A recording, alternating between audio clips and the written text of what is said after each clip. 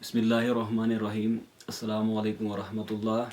अल्हम्दुलिल्लाह वस्सलातु वस्सलामु अला रसूलिल्लाह। हमारा जो प्रोजेक्ट आज स्टार्ट हो रहा है, आज हम उसके पहले पार्ट में अरब दुनिया जो 1500 साल पहले, अरब से हमारी मुराद ये है कि जो मतलब हिजाज उस वक्त उस टाइम का था, मक्का, मदीना और फिर जो ताइफ का इलाका जहाँ का सफ़र हुजूर सल्लल्लाहु अलैहि वसल्लम ने किया। तो हमारा कंसर्न इसी के साथ रहेगा कि यहाँ की जो मईशत, इकॉनमी, फिर सियासत, फिर समाज, जिस पे हम मतलब आपको इंट्रोड्यूस कराने जा रहे हैं। तो आप यूँ समझे कि आज का अमेरिका और चाइना, इनके दरमियान अब कश्मीर के जम्मू कश्मीर जितनी बड़ी एक रियासत और फिर उसकी आबादी कोई 2 लाख के करीब हो, वो एकदम से 20-25 बरसों में उठ के एक सुपर पावर बनी और फिर इन दोनों को, जिसको कहते हैं सफ़े हस्ती से मिटाना, कि वो फिर पावर ही ना रहे, उनके निशानात ही ख़त्म हो जाए। तो यही तब हुआ था 1500 साल पहले कि कोई 20-25 बरसों में मुसलमान इतनी बड़ी ताकत बन के आ गए कि उन्होंने जो उस वक्त पर्शियन एम्पायर और जो रोमन एम्पायर, सल्तनत रोमा, इनको मतलब हटा के एक नया वर्ल्ड सिस्टम लाया। और ये बिल्कुल कुछ ही बरसों में हुआ। तो हिजाज में अब मक्का, मतलब ये तो बिल्कुल एक बंजर सा इलाका था, बैरन था, और यहाँ तो मतलब एग्रीकल्चर के लिए कुछ भी नहीं था। पहले कभी हुआ था यहाँ पे एग्रीकल्चर, लेकिन इस टाइम तो कुछ भी नहीं। यहाँ तो सिर्फ ये होता था कि यहाँ की जो पॉपुलेशन थी वो ट्रेड करती थी, तो उसमें लेदर का ट्रेड, क्योंकि वहाँ जो केमल, ऊंट और जो भेड़ बकरियाँ, इनको चराया जाता था। और फिर वहाँ लेदर का ट्रेड, स्पाइसेस, और आजकल तो पता चल, जो रिसर्च से पता हमें चल गया है कि गोल्ड माइनस, सिल्वर, जो प्रेशियस मेटल्स, कीमती जो धातें होती है जैसे सोना, चांदी, इनकी वहाँ पे वो गाने थी। और वो मतलब माइनस, वहाँ से इनको एक्सट्रैक्ट करके इसका फिर परफ्यूम्स का, स्पाइसेस का, सिल्क का, ये ट्रेड ये करते थे। और जो वो यसरब, जिसको बाद में हुजूर सल्लल्लाहु अलैहि वसल्लम ने मदीना का नाम दिया, मदीना में मतलब वहाँ तो यही खजूरें वगैरह थी। और फिर ताइफ का इलाका जहाँ के वीट, गुंदुम था, और फिर वहाँ वो अंगूर के बागात थे, वाइन्स वहाँ से सप्लाई होती थी। अच्छा, एक और इलाका था वहाँ का जो यमामा, जो कि आज का वो नाजिद का साइड है, रियाद का साइड है, वहाँ से भी यही मतलब डेट्स, जो खजूरें और वीट वगैरह। तो ये यहाँ की मईशत थी। ट्रेड मक्का के लिए बड़ा एक ज़रूरी था, और वो डिपेंडेंट थे कि बाकी जगहों से उनके लिए मतलब खुराक की सप्लाई हो। तो अब तो इस इलाके में जो हम मक्का की बात करते हैं, यहाँ पर एक सिस्टम, जिसको कि कबायली ट्राइबल सिस्टम, आप यूँ समझे कि एक बहुत बड़ा ख़ानदान है, और जिसमें सैकड़ों लोग आ जाते हो। फिर वो एक अरसे के बाद उसके मुख्तलिफ ख़ानदान बन जाते हैं, लेकिन वो एक उनका एक खून का रिश्ता होता है, ब्लड रिलेशन होती है। जिस तरह आप हमारे यहाँ कबाइल को समझ रहे हैं कि कोई बड़ा कबीला, कोई बड़ा ख़ानदान होता है, फिर उसके छोटे छोटे ख़ानदान को क्लान कहा जाता है। तो असल में हज़रत इस्माइल अलैहिस्सलाम मतलब उन्हीं की ज़ुरियत से थे ये। फिर एक वक्त आया कि उनके बाद, उनके घर आने के बाद, उनके जो वो मैटरनल रिलेटिव्स थे उनके लोगों के, जिनको कि बनु जुरहम हमारी तारीखी किताबों में कहा जाता है, उन्होंने इस पे हुकूमत की। फिर बनु खुज़ा और बनु बकर ने मतलब इस पे हुकूमत की। और जब इनको बनु जुरहम को यहाँ से निकाला गया, तो इन्होंने वो जमजम का कुआं तबाह किया था, यानी कि उसमें मिट्टी भर दी थी। अच्छा, आखिरकार वहाँ मतलब क्योंकि मुख्तलिफ कबाइल में पैदा हुए, जैसे कि वहाँ बनु हनीफा था, तमीम था, शेबान था, सुलाइम था, सकीफ थे, बकर बिन वेल थे, वगैरह वगैरह। और इनमें एक बड़ा प्रोमिनेंट ख़ानदान वजूद में आया, जिसको कि कुरैश कहते हैं। कुरैश भी एक ट्राइब था। और असल में तो कुछ कहते हैं कि ये जो फ़हर बिन मालिक या नदर बिन किनाना, इन दो में से किसी का टाइटल ये कुरैश असल में रहा है।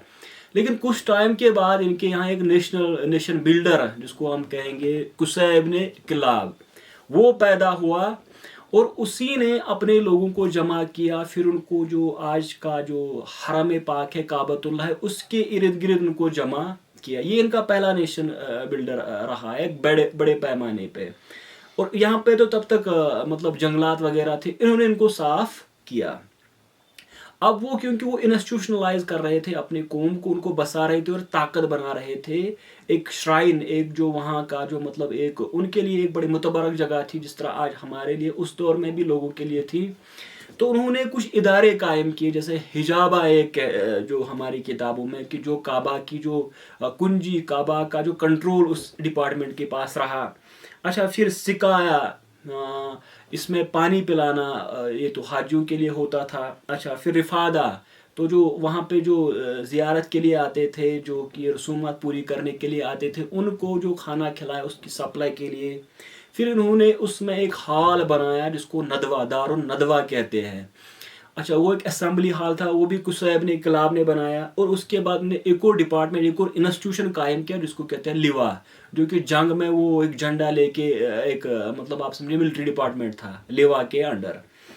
تو یہ مطلب ان کا ایک نیشن بلڈر تھا، جو کہ حضور صلی اللہ علیہ وسلم کے خاندان سے، ان کے آبا و اجداد میں سے قصیب نے انقلاب تھے. اچھا، ان کے یہاں 4 بیٹے تھے. تو ایک ان کا جو بڑے مشہور ہے، ایک تو جس کو کہ عبد در اور عبد مناف. پھر انہوں نے اصل میں عبد مناف کیونکہ بڑا ٹیلنٹڈ اس کا بیٹا تھا، لیکن ان کا بڑا بیٹا عبد در تھا، تو انہوں نے ان کے حوالے یہ سب کیا. تمام بیٹوں نے ان کی یہ بات قبول کی. لیکن جب وہ ان کا انتقال ہوا، پھر جو عبد در کے بیٹے تھے اور عبد مناف کے بیٹے تھے، ان میں کنفلکٹ وہاں پیدا ہوا. جو کہ آپ کو بعد میں بھی اسلام جب اسلام دعوت دے رہے تھے تو بالکل ایک سسٹم، ایک کنفلکٹ تھا وہاں پہ. تو اب اس کی جینیسس یہاں سے ہے. تو ہوا کیا اصل میں، تو ایک طرف سے بنو عبد مناف اور ایک طرف سے بنو عبد در، یعنی عبد الدر کے بیٹے اور عبد مناف کے بیٹے آمنے سامنے آ گئے.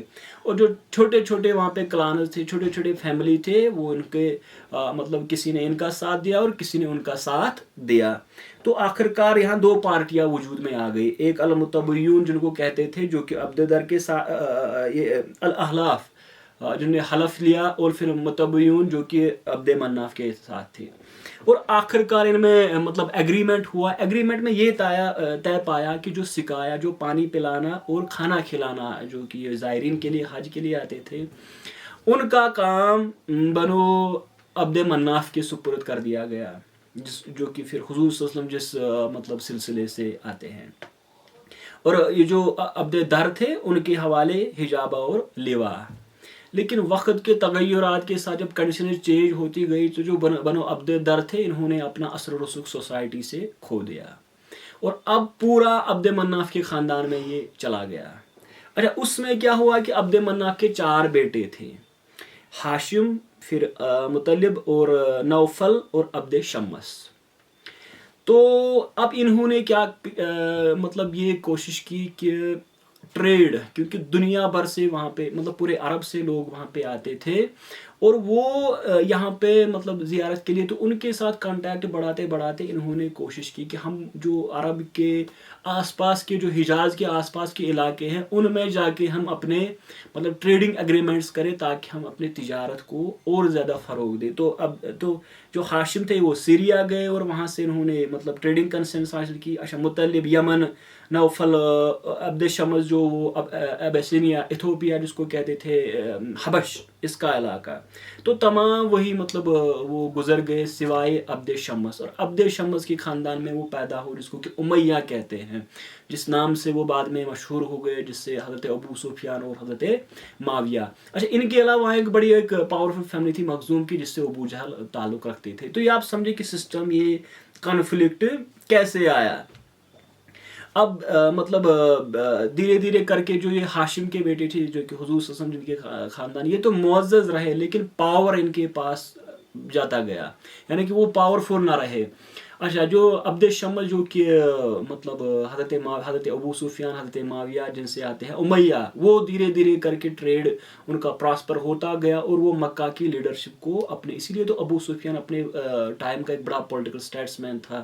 اور پھر حضرت معاویہ میں بھی آپ نے وہ کیپیبلٹی پڑھی ہوگی کہ وہ کتنے بڑے ملٹری لیڈر ثابت ہوئے. تو انہوں نے وہ سب کیا.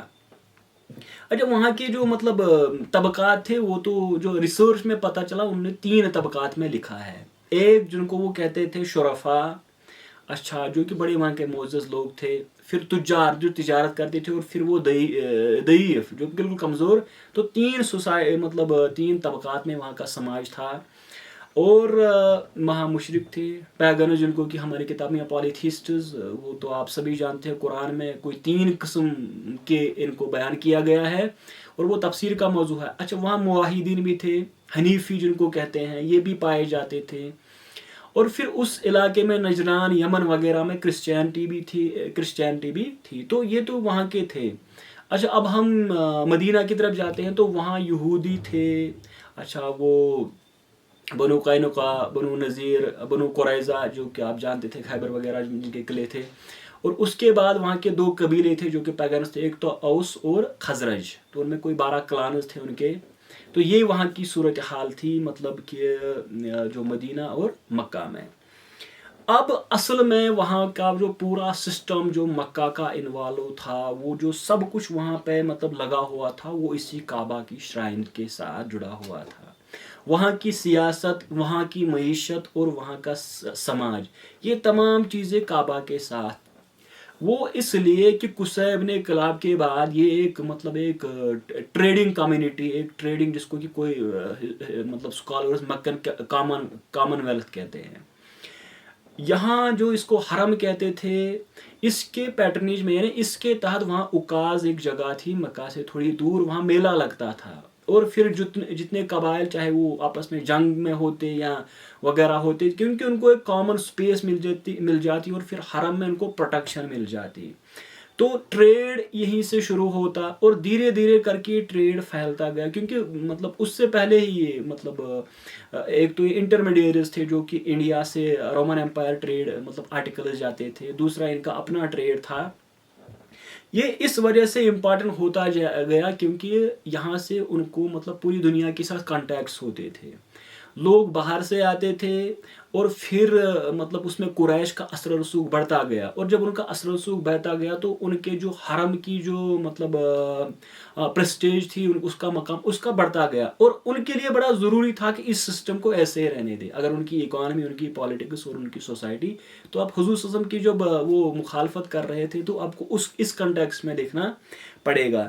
اچھا پھر کیا ہوا کہ پوری پالیٹکس جب کعبہ کے وہاں اور کچھ جگہوں پہ بھی، جیسے کہ وہاں ثقیف جو بنو ثقیف طائف میں تھے، ان کی اپنی کوئی مطلب ان کے وہ آئیڈلز تھے، بت تھے ان کے. پھر نخلا ایک جگہ تھا جہاں بنو سلائم کا تھا ان کے مکہ اور مدینہ کے بیچ میں. تو مکہ سے قریش کے تحت کاروان جاتے، وہ سیریا، یمن اور عراق جاتے. اور سورۃ القریش جو ایلاف قریش جو آیا ہے، ایلاف، تو اس پہ بڑا ہمارے دور کی ایک بڑی انفلوئنشل ہسٹورین رہے پیٹریشیا کرونا، انہوں نے بڑا اس پہ طوفان مچایا اور پھر ایک بڑی جنریشن کو انہوں نے اس پہ مطلب انفلوئنس کیا. تو وہ اس کے بالکل، کیونکہ وہ سمجھتی تھی کہ یہ کوئی مطلب اتنا بڑا ٹریڈ نہیں تھا. لیکن کیونکہ قرآن میں بھی آیا ہے اور تفسیر کا موضوع ہے، حدیث میں، تاریخ کی کتابوں میں ہے کہ اس کا ایک بڑا مطلب رول رہا قریش کی زندگی میں. اور اس سے کنٹیکٹس ان کے بڑھتے گئے پوری دنیا میں. اس ٹریڈ سے پھر اسلام کو بھی بڑا فائدہ ہوا. تو یہ جو مطلب 2 سفر وہ کرتے تھے، ایک ونٹر میں رحلۃ الشتاء والصیف جو کہ قرآن میں آیا ہے کہ ایک ونٹر میں ہوتا ہے اور سمر میں ہوتا ہے. تو وہ اسی کنٹیکسٹ میں تھا کہ مطلب پوری دنیا کے ساتھ ان کے ٹریڈنگ ریلیشنز بن گئے. اور پھر مطلب قریش کا ایک جس کو کہ مکن کامن ویلتھ کے ایک بڑا ٹریڈ کا، ان کا کاروبار کا مطلب ایک ذریعہ تھا یہ کعبہ کی شرائن. تو جب حضور صلی اللہ علیہ وسلم نے یہاں پہ آ کے، کیونکہ یہاں سارے لوگوں نے اپنے ڈپلیکیٹس وہ بت جو ان کے علاقے میں ان کے بھگوان تھے، انہوں نے پھر کعبے میں. اور قریش کا تو جو جس کو کہ وہ مطلب سنگ اسود کے بالکل سائڈ میں تھا حبل، بڑا ایک مشہور ان کا وہاں بت تھا، آئیڈل تھا. تو حضور صلی اللہ علیہ وسلم نے جب بات کی تو آپ یوں سمجھے کہ وہ اس سسٹم کو بڑا ان کو اٹیک لگ رہا تھا کہ اب ان کا سسٹم کامیاب نہیں رہے گا. کیونکہ جب آپ نے اس طرح کی باتیں کی کہ ان کو لگتا تھا کہ مطلب سسٹم اب زیادہ دیر چلنے والا نہیں تھا. تو پھر جو بڑے فیملیز تھے اس پہ مخزوم کی تھی، یا یہی بنو امیہ کی تھی، عبد شمس کی تھی، انہیں بڑا اس میں ان کے مطلب مخالفت کی. تو آپ کو یہ سمجھنا ہے کہ مطلب ٹریڈ قریش کے لیے ایک بڑا ذریعہ تھا ان کی زندگی کے لیے, اور ٹریڈ جڑا تھا ان کی حرم کے ساتھ. حرم پہ اگر کوئی اب حملہ ہوتا, حرم کے انسٹیٹیوشنز کو کوئی ہلاتا, تو یہ آپ سمجھے کہ قریش کے لیے یہ مطلب question of life and death, ان کی زندگی اور موت کا سوال تھا. اور ہمارے لیے یہ بھی ضروری ہے کیونکہ ایک مطلب وہ پیٹریشیا کرونا, پھر ٹام ہائیلینڈ, اینی گبسن وغیرہ وغیرہ, تو وہ اس کو اس وجہ سے چیلنج کرنا چاہتے تھے کیونکہ وہ سمجھتے کہ اسلام کا آغاز مکہ میں نہیں ہوا. وہ سمجھتے ہیں کہ اردن میں ایک جگہ جس کو پیٹرا کہا جاتا ہے, پامیرا, پیٹرا کی جگہ, وہ سمجھتے ہیں کہ اسلام اس جگہ شروع ہوا اور پھر یہ دھیرے دھیرے, اور کچھ تو بالکل اس کو کہتے ہیں کہ یہ بعد میں بنایا گیا. اس وجہ سے یہ ان کی مطلب تھیریز ہے, بڑی پرابلمٹک تھیریز ہے اور کنفیوزنگ تھیریز ہے. لیکن تجارت کی ایک بڑی اہمیت تھی, اور اسی مطلب نہ تو حضور وسلم یہ جو کہتے ہیں نا نومیڈک کمیونٹی تھی کہ وہ کھانا بدوش بھی نہیں تھی, اور نہ تو کوئی سیٹلڈ ایگریکلچر کمیونٹی تھی جس میں آپ وسلم پیدا ہوئے. تو یہ مطلب ایک اس کا انٹروڈکشن ہم نے کرایا. اب آگے چل کے ہم اس پہ کریں گے کہ حضور صلی اللہ علیہ وسلم کی ولادت مطلب کہاں ہوئی, اور پھر آپ کیسے جو وہاں کا ایک سسٹم ہے اس میں کیسے آپ مل گئے, اور آپ کی جو مکہ میں پارٹیسپیشن تھی ان معاملات میں وہ کیا پارٹیسپیشن تھی.